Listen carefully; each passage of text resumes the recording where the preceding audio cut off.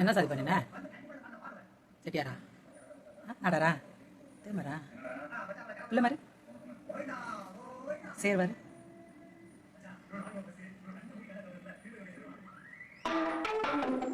இப்படி நீங்கள் PC Castell இருந்துக்கிட்டு உங்கள் சாதியை நான் இந்த சாதி அப்படி சொன்னீங்கன்னா நீங்கள் ஜாதி பெருமை பேசுகிறீங்க. இதே நான் இருக்கேன்னு வச்சுக்கோங்க, நான் எஸ்சி கேஸ்ட்னு வச்சுக்கோங்களேன், நான் வந்து பெருமையாக சொல்வேன். எனக்கு என் சாதி தான் எனக்கு பெருமை. நான் இதை வச்சுட்டு யார்கிட்ட வேணால் வம்பளுக்கலாம், யார்ட்டையாவது நான் காசை வாங்கிட்டு கொடுக்காம போட்டலாம். அவங்க கேட்கும்போதே என் சாதியை சொல்லி என்னை திட்டான்னு சொல்லி அவங்க மேலே கேஸ் போட்டலாம்.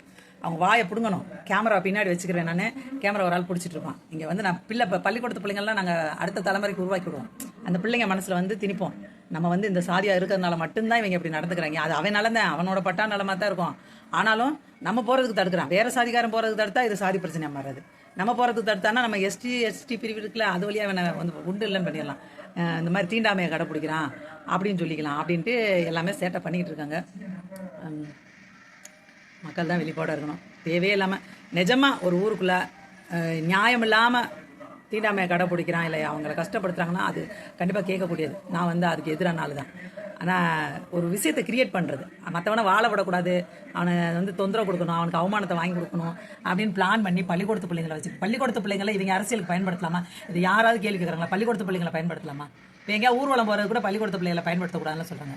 அப்போ நீங்கள் பெருசுகளுக்குள்ளே ஒரு வம்பு சண்டை வச்சுக்கிட்டு ஸ்கூல் பிள்ளைங்க நடக்க வரல, போக வரல, வர வரலன்னு இருக்கீங்க. அந்த வேறு பாதையே இருக்காது. அந்த டீச்சர்ஸ் எல்லாம் எங்கே போயிட்டுருக்காங்க?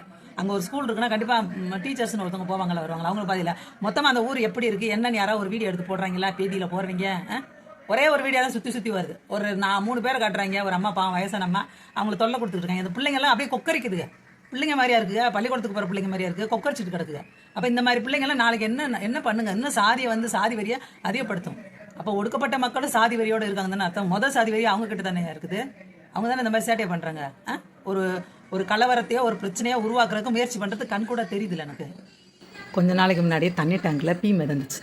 அதை கண்டுபிடிக்கலான்னு பெரிய பஞ்சாயத்து ஓடிட்டு இருந்துச்சு. கடைசியில் கண்டுபிடிச்சி கொடுத்தாலும் ஒத்துக்க மாட்டேன்ட்டாங்க. எப்போ உங்கள் ஊரில் உள்ள உங்கள் வீட்டு மனுஷங்க தாயே அந்த பீயை கலந்துருக்காங்கன்னு சொன்னால் கேட்டுக்க மாட்டேன்ட்டாங்க. அந்த கேஸ் அதோட ஊற்றி முடியாச்சு, பெருசாக அதை பற்றி பேசலை. இப்போ ஒரு பொம்பளையால் நகராட்சியில் வந்து உறுப்பினராக இருக்கிறவங்க, ஒரு அரசு ஊழியர் ஒடுக்கப்பட்டவர், அவர் வழியை வந்து அந்த அம்மா மேலே விழுந்து போட்டு அந்த ஆள் நடந்துக்கிட்டதே பண்பு கட்ட செயல். ஆனால் வெளியே போய் நான் ஒடுக்கப்பட்ட சாதிக்காரன் என்னை காலில் விழ பண்ணிட்டாங்க, அதுவும் பொம்பளை காலில் விழ சொல்லிட்டாங்கன்னு சொன்னால் அந்த நியூஸும் அப்படியே அமைங்கி போயிடுச்சு.